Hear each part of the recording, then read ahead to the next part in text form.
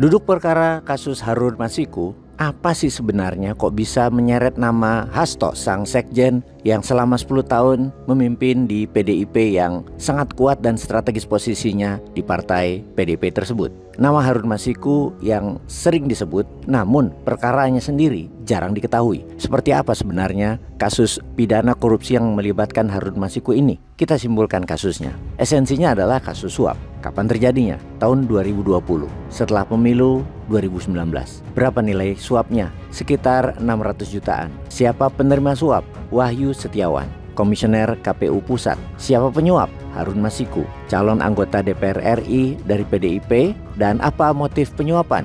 Agar KPU menetapkan Harun dari daerah pemilihan Sumatera Selatan menjadi anggota DPR setelah Nasaruddin Kemas nomor 1 dalam perolehan suara meninggal. Latar belakang, KPU memutuskan Rizky Aprilia nomor 2, namun pengurus PDIP ingin agar KPU mengubah keputusan, menetapkan Harun nomor 6 menggantikan Nasaruddin.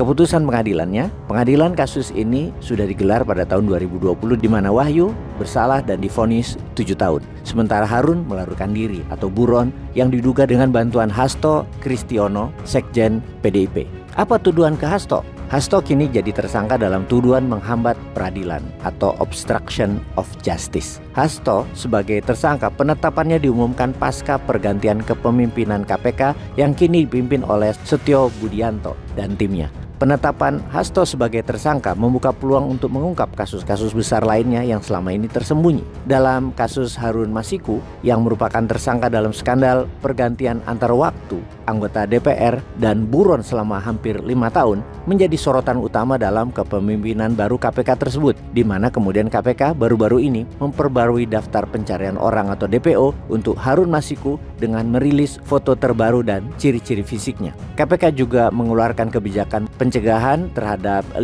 orang dalam kasus Hasto agar tidak berpergian ke luar negeri, termasuk Kusnadi, staf pribadi Hasto Kristianto. Lalu bagaimana kursi sekjen PDIP? Akankah jadi rebutan sehubungan dengan posisi strategis sekjen partai PDIP? Maka muncul nama-nama kuat calon pengganti Hasto. Kalau status dari tersangka kemudian menjadi ditahan atau statusnya bersalah, mungkinkah? Kita juga semua tahu bahwa internal PDIP terbelah atas putusan keanggotaan PDIP kepada Pak Jokowi dan keluarganya. Ada yang pro seperti kelompok Hasto yang memang provokator pemecatan tersebut, dan ada kelompok Mbak Puan yang netral pada Pak Jokowi dan keluarga yang menjadi penghalang Hasto. Pertanyaan selanjutnya, siapa saja nama kuat dari beberapa nama yang muncul sebagai pengganti Hasto? Nama seperti Ahmad Basarah, Putut Adianto, Bambang Pacul, Said Abdullah, Dedi Yefri Hanteru Sitorus, dan Pramono Anung mulai muncul yang menurut pengamat politik sosok pengganti Hasto harus bisa menjadi jembatan komunikasi antara PDIP dengan pemerintahan Presiden Prabowo.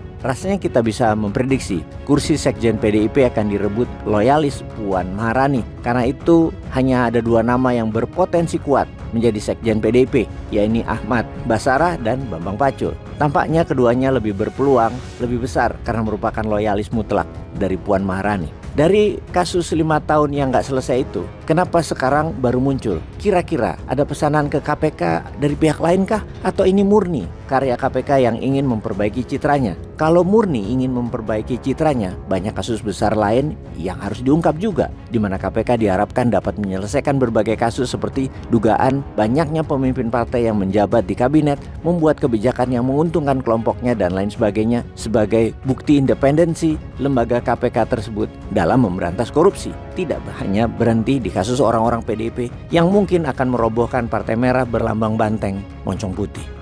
Peace.